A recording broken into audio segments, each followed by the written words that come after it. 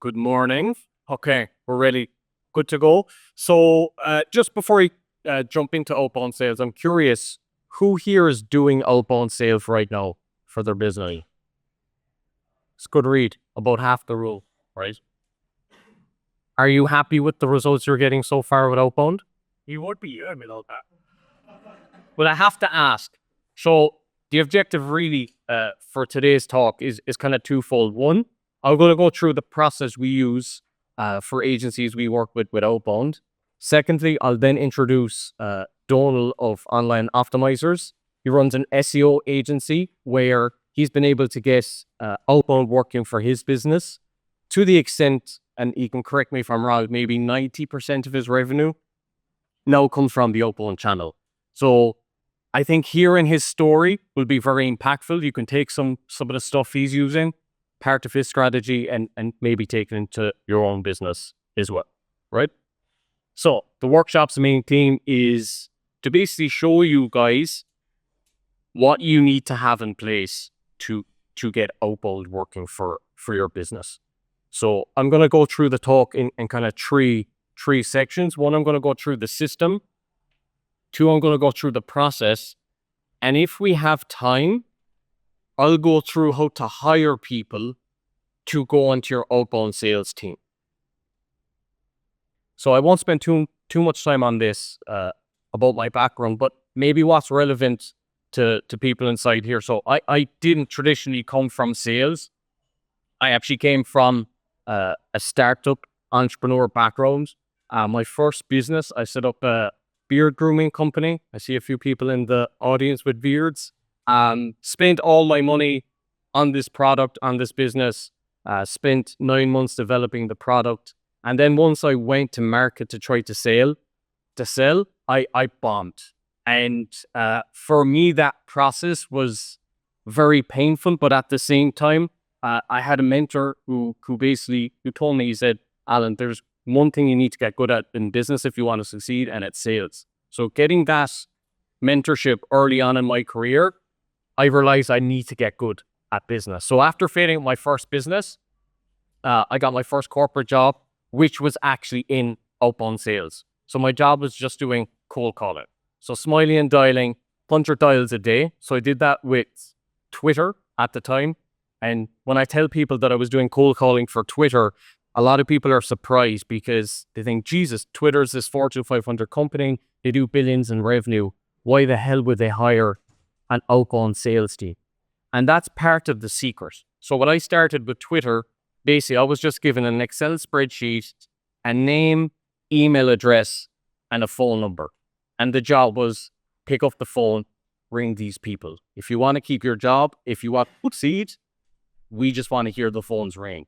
So for me, I've gone full circle, started in business, failed, then became a cold call sales rep. And then over the next 10 years, I went from a cold call sales rep to being a VP of sales and a partner in a business as a head of business development. So I've seen the full spectrum. I'm acutely aware of the challenges you'll have every step of the way, not just in terms of getting this to work, but actually the emotional side of sales. And this is something maybe people don't talk about too often. Like for me, one of my big issues starting out was I had a deep fear of rejection. So if you have a deep fear of rejection and you're trying to do sales, it's a deadly combination and not in the best way. So my goal for this talk is really to go through those elements to help you guys in your outbound sales efforts. Before we go through that, I'm going to go through probably some of the biggest mistakes I see over and over again when I'm working with different sales teams. This one is a killer, and I see it so often, I feel like I have to call it out. So businesses are hiring salespeople before building a high-performing sales process. And this part usually happens when your business is low on sales, and you're like, we need to figure out how to get more sales. And so the logical solution to that is to hire more salespeople. The problem is if you don't have a process for them to follow, they are ultimately going to fail. And what I tend to hear from business owners over and over again is that we can't find good salespeople, and the ones that we do, we can't trust them. And that's a process issue. So I would say before you're looking to scale your sales, before you're looking to get outbound to work, make sure you have the right people in the right seats. Secondly, one of the big challenges we see is they lose deals because they don't have a conversion process. So a lot of my talk today is going to be how to build an outbound machine for your business to get those meetings. But you know what's worse than getting meetings that you spend all that time and effort in trying to get those meetings into your business is not being able to convert them, right? So this needs to make sense from an ROI perspective as well. So if you are getting those meetings, you need to have a process in place to convert. Third, I would say 95% of businesses I start working with, they don't have this in place. A sales strategy and a sales plan. Sound very straightforward, but if you don't have this in place and you're starting to do outbound, you'll eventually give up after a month or 2 months because you think it doesn't work. And the reason you think it doesn't work is because you start relying on tactics. Cold email is a tactic, it's not a strategy. A strategy, for example, is something called ABM, like an account-based approach. And I'll go through that in a bit more detail. Fourth, where we see businesses we work with fail over and over, is not having a clear ideal buyer persona. Now, this is slightly different to an ideal client persona. Who's heard of an ideal client persona? Okay, so that's like, okay, this is a specific type of business I want to work with. I want to work with law firms, right? That's fine. But who in the law firm is actually going to sign on the dotted line to become a customer? Is it the CEO? Is it the head of procurement? Right? And this will depend on the size of the company you try to reach out to. And last, they are using an incorrect sales process for the service they're selling. So I'm starting to talk about around that point a lot more in the last 2 months because I'm seeing this issue come up. So for instance, who here watches business content on YouTube? You try to get information on business, right? There's some really good information out there, particularly with sales. We all know Alex Ramosi, this stuff is really good, but with sales, context is very important. A lot of the content on sales on YouTube at the minute is primarily based at a B2C market. So for instance, if you're listening to Alex Ramosi on how to close, a lot of that framework is being driven through his experience of closing people in a gym. Closing someone in a gym versus trying to negotiate with a CEO of a company that has 100 employees, very different process. Why? Because they're generally a more sophisticated buyer. So, yeah, the 3 areas I want to talk about: the sales system, the sales process, and how to hire the people that you need to get those systems and process. So, why use outbound? For me, it comes down to one word, right? You can get leads, you can get sales from referrals, you can get leads and sales from inbound, you can get leads and sales from Fiverr and Upwork. However, the biggest difference, the biggest advantage outbound has over all of them, and it's one word: control. So I know some business owners, and they're at this conference, who are doing very well on some of the freelancer websites, Fiverr, Upwork. Maybe some of them are doing 6 figures, maybe some of them are doing 7 figures. The challenge with those sites is they can turn that off at any moment. And there's going to be one talk this week. Maybe he'll share the story, maybe he won't. I think it's tomorrow, where an agency owner was doing a lot of their business through Upwork. One night or one morning, he wakes up, can't get access to Upwork anymore, to the extent he had to fly from his home country to San Francisco to try to get them to open his account. So if you don't have control of how you're getting leads and sales, then a platform like that can basically turn off your revenue stream. So of any platform that, or of any channel you can leverage to bring in more sales and more leads, this is the one you could control. So to make outbound work, there's a few elements we need. Really, there's 5 core ingredients that we need to have in place to make sure that our campaigns are successful. 1 is a clear ICP, so the company we're going to target. 2 is our clear, unique selling points and differentiators versus competition. I see a lot of people miss this one, right? So if you're doing cold outreach, if you're doing cold calls and it's not successful, you need to look at the perspective of the person you're reaching out to. So if they're like, okay, John from I don't know, SEO agency has reached out to me. I go on his website. He looks like all the other SEO agencies. You need to stand out. And I'll give you some examples. There's one SEO agency who specifically works with lawyers. I'll show you their example, and it's a great example of how to actually craft that type of differentiation. Third is messaging that speaks to our ICP. So who gets bold emails? From people we don't know. How often do you respond to those cold emails? Never. However, if the email was well crafted and you knew it was specific to you, would you consider responding? Yes, but no one is doing it.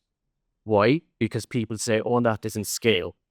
Well, if you're a business and you're selling monthly packages at 1K or 2K, are you really telling me you're not going to put in 10 minutes of extra effort into an email that could bring in maybe 24K of business in a year, and over 3 years, that's maybe 60K? So how you stand out, how you get outbound to work, actually it just requires a small bit of effort. But this is not what a lot of agencies are doing, because they're relying on cold email at scale, using tools like a follow on instantly, which I love, by the way, because part of me is lazy as well. I just want to click a button and have all the leads come in. But the reality is we're dealing with human beings. So quick litmus test is, if you wouldn't respond to a cold email, or try to create a message where you would respond to. That's the fastest way to do it. The 4 part, this kind of links to what I was saying earlier. So sales can become emotional when we're not seeing results. So how you get over that lull is through consistency. So Donald will share a bit about his story in a few minutes. And one thing I will say about his business that impressed me, even when things weren't going well, they were consistent. Like consistent messaging, cold calling. Even when things weren't working, they tracked and measured what was working and what wasn't. So they have tracking sheets within their company. They have KPI within their company.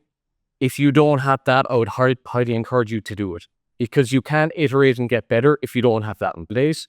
You will just get up. You will just give up, because sales is hard and it's emotional. And lastly, a sales process that converts. So what does positioning yourself look like in the marketplace? In terms of SEO, one of the best examples I've seen is from Hennessy Digital. Who's heard of Hennessy Digital? Like most people have, like doing really well with their agency, and they have one specific page. Like who are they speaking to now? If lawyers. So if I'm working with Hennessy Digital, and I have my sales reps doing outbound campaigns specifically to lawyers, what are lawyers going to do? They're going to check out what their website looks like. And all of a sudden they come to a website like this and they're like, whoa, they're speaking to me. So that's the difference, right? Some pushback I get here sometimes is, oh, we don't want to completely remodel our website to just speak to one person. And I said, that's fine. You don't have to, but at least have one page that speaks to that ICP. This will make a massive difference in you getting a meeting or not. So that's the ICP. And if you're in that situation where you're unsure of, like, you can target anyone. So which company do you choose? For me, go to data. If you go to your CRM, who has a CRM? If you don't have a CRM, then go on your gut. Based off the last 6 to 12 months, what type of companies have been reaching out to you? What type of companies have you been speaking with? And you will see patterns. So for instance, in my business, there was a period of time I was working with startups, B2B SaaS companies, and agencies. And when I did my end of year review and I went through all the leads that came to us, it was like 80% agencies. And I'm like, shit. If someone goes to my website, I'm not speaking to them at all. So that's the process we've gone through internally. I would highly encourage you to consider doing something like that, because with Outbound, if you speak to everyone, you speak to no one. So you just need to pick one. So look at your data. Now, in terms of messaging, so when I was speaking about basically how do you craft a message that stands out, I'm going to share an example that I did personally. In my own outreach, I was connecting with a company at the time in the Web3 space who I felt would be a good fit for our business. So as you can see here, I sent the message, I think it was maybe 4:02 p.m. what do you notice about this message versus the generic messages that you would get in your inbox? What would you say is different here? I spoke about the race. So We spoke about the race. yeah, Personalization. personalization. Anything else? It's short. Short. Here's another thing as well, actually, with cold emails. I would always try to keep it one line at a time. You want to make it readable. So you want to make it readable, personal, and relevant. So I sent that 4:02. 3 minutes later, this was a response from the CEO. So my point being is, if you put a bit of thought into your messaging and it's related to the person's pain points and what they're trying to achieve, you will get responses. Another example. So this was a loop day message I sent. It was 3:22. 20 minutes later, I got a response from the CEO. So I would say this stuff is simple, but it requires a bit of finesse, right? So the system. So how do you build a sales system that will enable you to scale, right? So you're looking for asymmetric returns with any work you do within your sales team. That's why I always love working on the system first. Once you have the system right first, then you can hire salespeople. And just quick rule of thumb, when you're hiring salespeople, you want to ensure that you're getting a 5x return for every salesperson you're getting. So what I see with the owners we work with, they go from thinking of salespeople as a cost to actually being an investment and an asset, right? This is why it's important. So what most businesses' sales system looks like. So another term for sales system is structure. So there are all the fundamentals in place, and I'll show you the framework you can use that you need to have before you go into the market. So what we use is called the scale framework. This is an end-to-end sales system that we input into any agency that we're working with. The reason being, and I know this kind of, the model at the minute looks a bit complex, is this took us 6 months actually to develop. So we went through every single conceivable problem that we met and dealt with the agencies we worked with. So to give an example, one agency, they might have an issue with closing deals, right? So this is this framework here is to help them close deals. However, then the next challenge they'll have, it might be getting more leads, getting more meetings. This is why we have this part of the framework to solve that, and the next part to do the outreach campaigns. So to break it down, basically to make Outbound work, this is the strategy we use. One, we craft what's called a GTM strategy, basically going through what I just went with you previously in terms of ICB, ideal buyer persona. What are we going to give to the market for them to want to respond to us? 2, then we help them set up the CRM and KPI setup.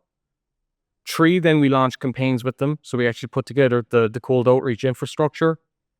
Then we go through the lead qualification. So Donald has a bit about this that he'll go through shortly, where it's great to book meetings, but over time you can end up in a calendar full of tire kickers, meaning people that have no intention of doing business with you.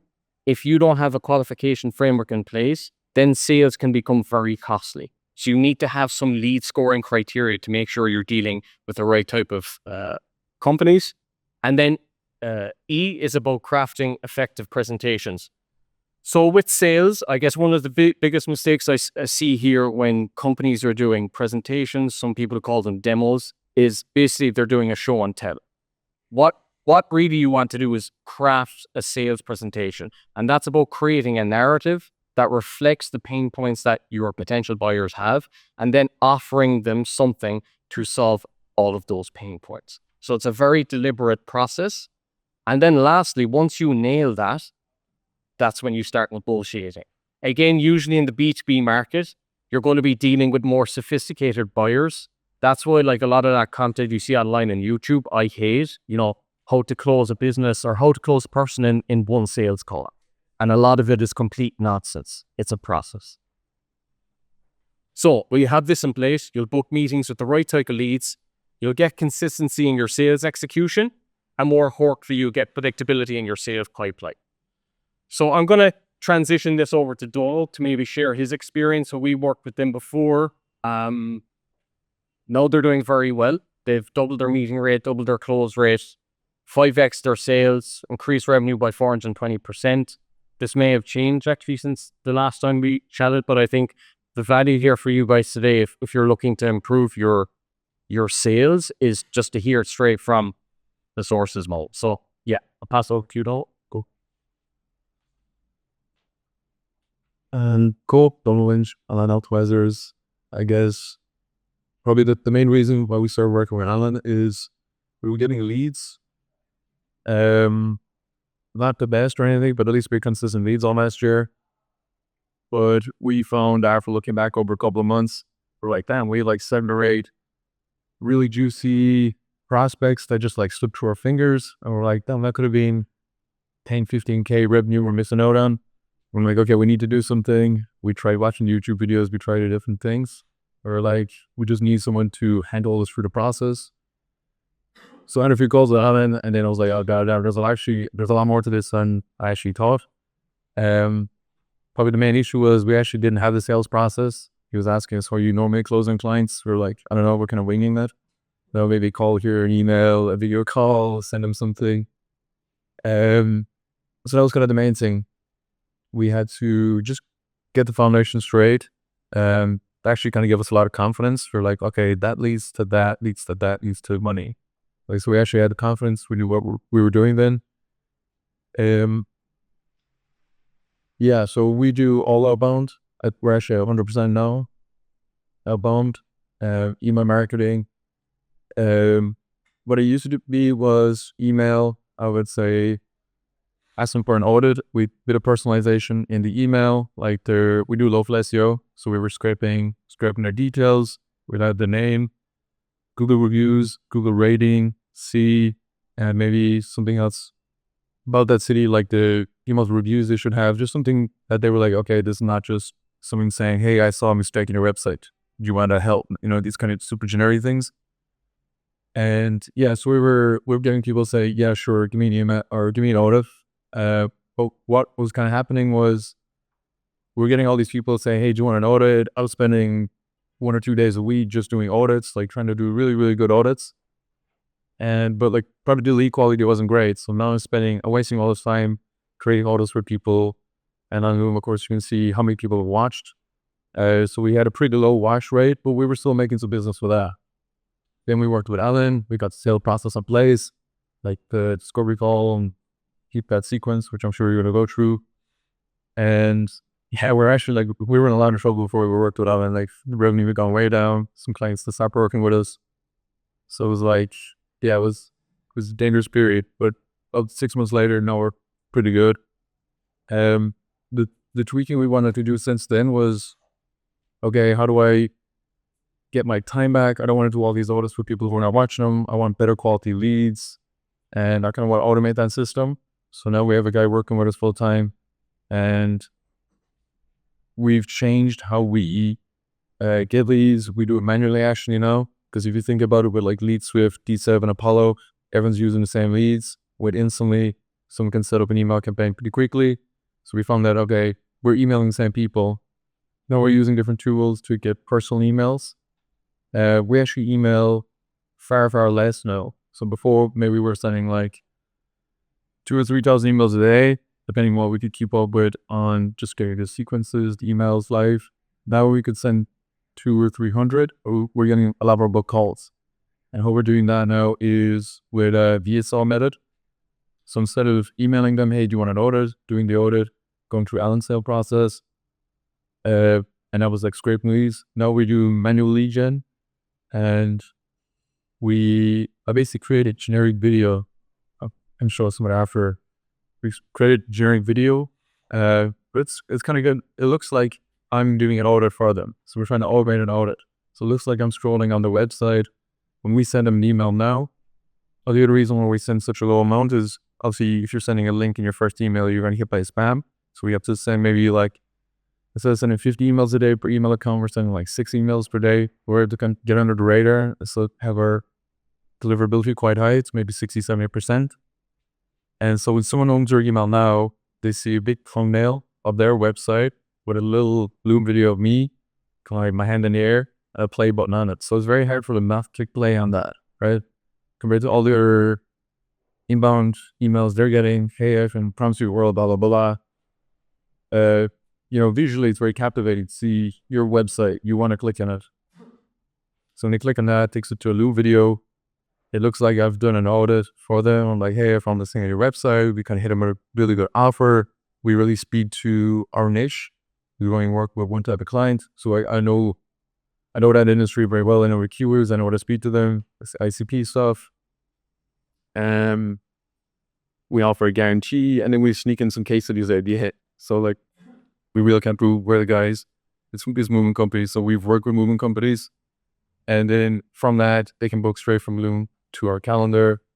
And then that way we can do discovery call to event the leads first.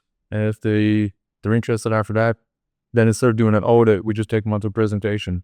So instead of doing an audit video, it's sending us through. We do it live with slides. We're going to do the audit live, show them all the things we can do. And then after that, we try to close the call. So that's kind of my story. Thank you, Alan, for helping us out.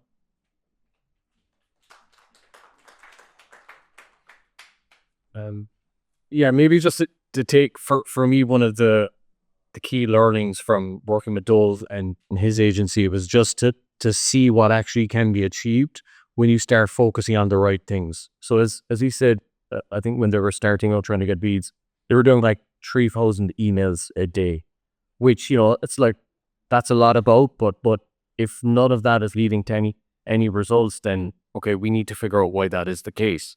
And so actually spending that time of being really clear on your ICP and the messaging that is going to hook them, that's, if I was to say what is the 80-20 of making outbound work, it's actually knowing and understanding your customer.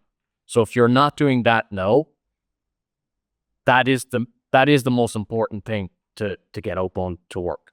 Spend time on that. And I know it's not the sexy stuff. You don't get an instant gratification hit. Like, no one wants to sit down and, let's do a deep dive on how can we speak to this customer.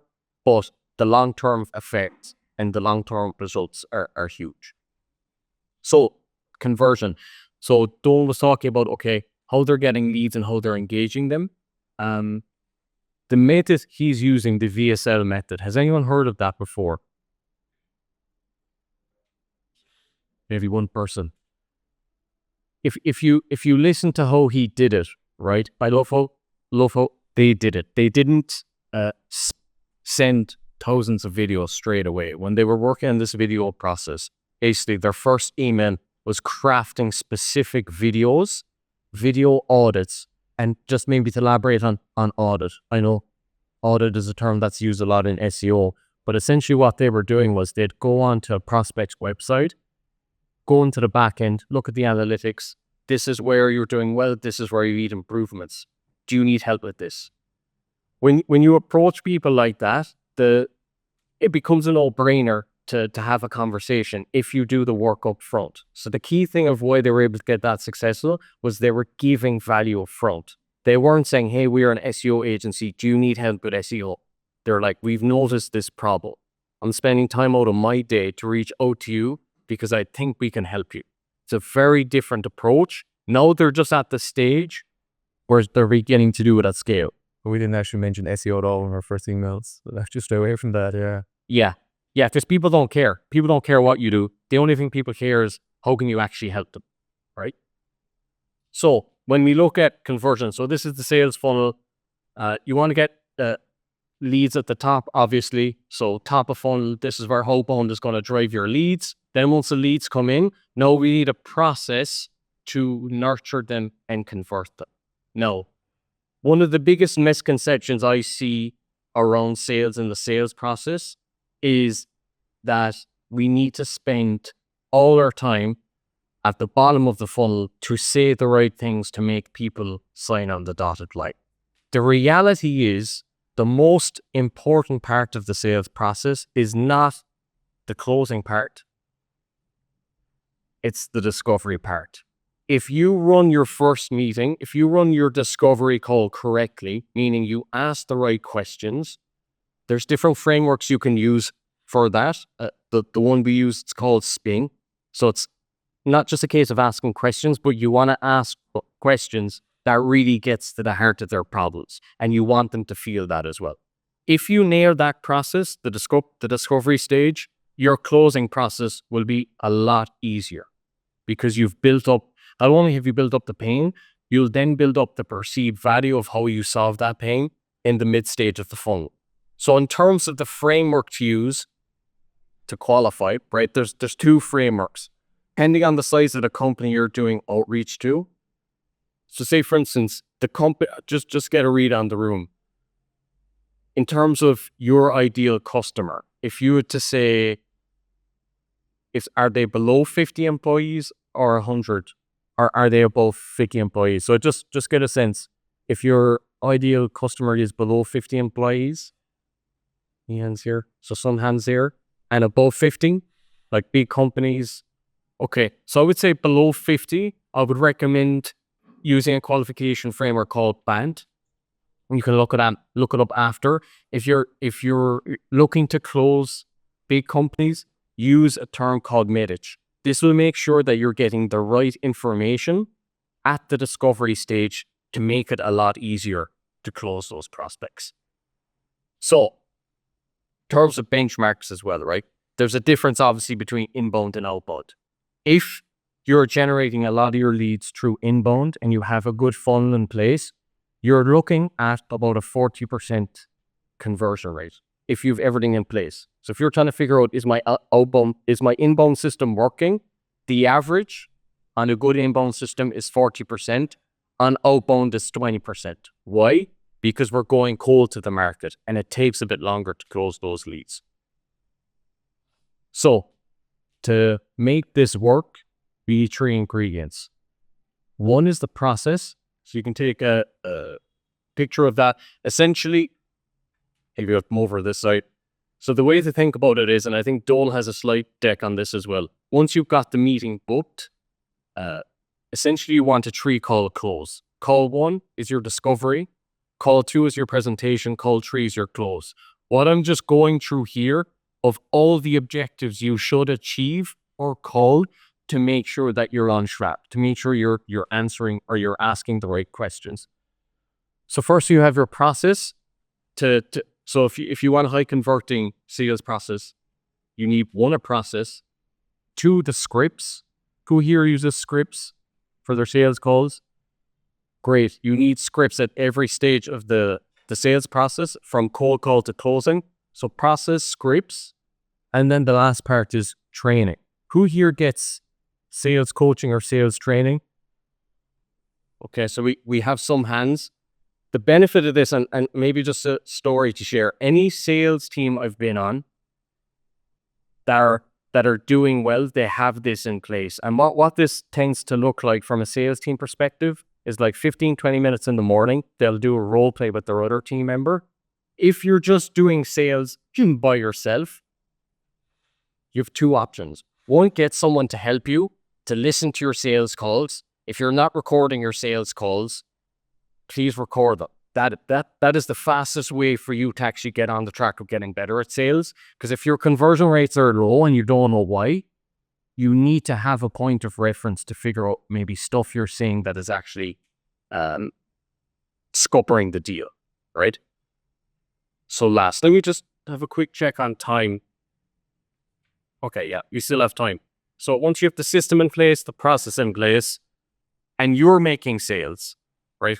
And just get show of hands as well, who's still selling in their own company?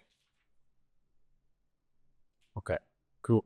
So there'll come a stage where you're like, okay, I don't want to do this anymore because it's taking up my time. It's taking up my energy. I'm closing at a decent rate. Now I want to get someone else to come in and actually do this work for me. So the process I'm going to go through very shortly. But firstly, let me talk about a mistake I see over and over again. When you are making sales, you hire more salespeople in your sales team. This is a recipe for disaster. What tends to happen here is you're just going to go through a process of hiring and firing salespeople, and you're actually just going to get burnt out in the process, right? So instead of hiring salespeople, get your process right first, Once that process is in place, and yeah, these are the benchmarks I was talking about previously. Once you have your benchmarks in place and your process in place, which is this is the process used to build your sales team, right? One, and I know this sounds like very basic, very general, but the reason I'm mapping it out because I see people not following this process, and then what should maybe take a month can take 4 months. One, you create a job description. Two, you post a job on a website related to your industry. If you can find salespeople that already have an understanding of the industry you serve, you'll be able to run a lot faster, right? So a lot of companies, let's say, for instance, when I first started with Twitter, we didn't sell for the first 3 weeks. The first 3 weeks, we actually just learned about the product, learned about the process, and then learned about the sales system that they're using. They wouldn't let us speak to anyone else in the market until we went through that training. Now, I understand a lot of business owners don't have that time. They don't have the time for sales reps to go through 3 weeks of onboarding. So if you want to cut that process down, I would look for people who have some experience related to your industry. And then it's just a case of you giving them your sales SOPs, your sales system. 3, then you shortlist the top 10 candidates that come through your hiring funnel. 4, you interview. 5, you hire 2. So sometimes when I say this part, hire 2, it can raise eyebrows. The reason why you want to hire 2 sales reps instead of 1 is, 1, salespeople by their nature are competitive. So if you're hiring 2 salespeople at the same time, you're going to foster that competitive edge in them. But from a business perspective, the reason why that's important is now you actually have comparative data of who's a top performer and who isn't. If you're just going to hire 1, you're not going to have that perspective that you would have if you hire 2. The pushback I get sometimes from businesses when I say hire 2, they'll say things like, we don't have the budget. There's 2 solutions to that. 1, you can get salespeople just on commission. So then that's no excuse. And if you're offering good commission, you will get good sales reps who are interested in that. And then the second part is around the training. I don't have the time to train them. Well, if you have everything documented, your SOPs in place, then it's a case of them just executing that. And by the first 30 days, you'll be able to see who's a high performer and who's a low performer. If they're both performing, great. You both have an asset that is going to give you a return on your investment. If one of them isn't performing, then you just let them go. So what the org structure will look like. So if it's still you making sales, I'll put you on the top, and then you'll have 2 SDRs, 2 sales reps who are essentially at the start, you want them to just feed leads to you. You want to make sure that they have the ability to actually get good leads. They understand your process. They understand your ICP. Over time, once you feel like they're delivering, they're hitting their KPIs, then you can start putting them on a promotional ladder. So you'll go from like sales rep to maybe account executive to closing deals to then maybe becoming a sales manager, right? That's the process. And then how do you actually assess who's a good salesperson, who isn't? This part is actually challenging because a lot of people in sales, they talk a good game. So how can you make sure that not only do they talk a good game, but they have the characteristics in place to be able to deliver on that talk? So anytime I'm hiring sales reps or I'm building a sales team, there's 4 qualities I'm looking in a sales rep. 1 is the skill. So you can filter that out very quickly in your hiring process. 1, get them to create a video, like a 60-second pitch of why they think they should be a good fit for your company. If they pass that test, that actually have them on a role play sales call of how they handle, I would say, ambiguity. Because that's the thing with sales. You can have a script, have a process, but every human being is different. Sales at the highest level is being able to adjust yourself based off the person you're speaking with. So you can test that very early on. And once you're able to test that, then you can get a sense of their emotional intelligence. This is one of the hardest soft skills to measure, but I'm sure through your experience of dealing with certain people in your life, some people you're around, you're like, this person gets me. And usually if you're thinking about that about some person, it's because they have very high emotional intelligence. 3 is cultural fit. I bring this in here because what I see sometimes, there's a character in sales, sometimes they're called the lone wolf. They're amazing for getting you revenue. However, they're not a team player. And over time, they can be very, very challenging to work with and sometimes can even be disruptive to the culture of the company because they don't want to deal with anyone else. And then last is goal-orientated. If they're not goal-orientated in their individual life, if they're not pursuing other hobbies outside of work, they're probably not going to be a great fit for your business. So how we filter for that is when I'm interviewing salespeople, I want to have a look at their academic background. Are they a high achiever? What type of results did they get there? If they weren't a high achiever in academics, what were they like in sports? So I'm trying to find different areas where they demonstrated that they're a goal-driven person. So recap, so we're going to conclude. We went through the system to make outbound work, why you need an outbound channel if you want to scale your sales, how to convert your prospects into customers, and lastly, when and how to build a sales team. So to conclude, so I don't think I mentioned this at the start. So I gave a talk to Neil Patel's agency mastermind 2 weeks ago. So a lot of the content I'm sharing with you now I shared with his mastermind. The big difference here that we didn't actually have this detailed guide mapped out, and some people asked for it. So if this is something you want, then just reach out, use the QR code. It could take you to our website. And then if you scroll down at the end of our website, just input your email and we'll send it to you.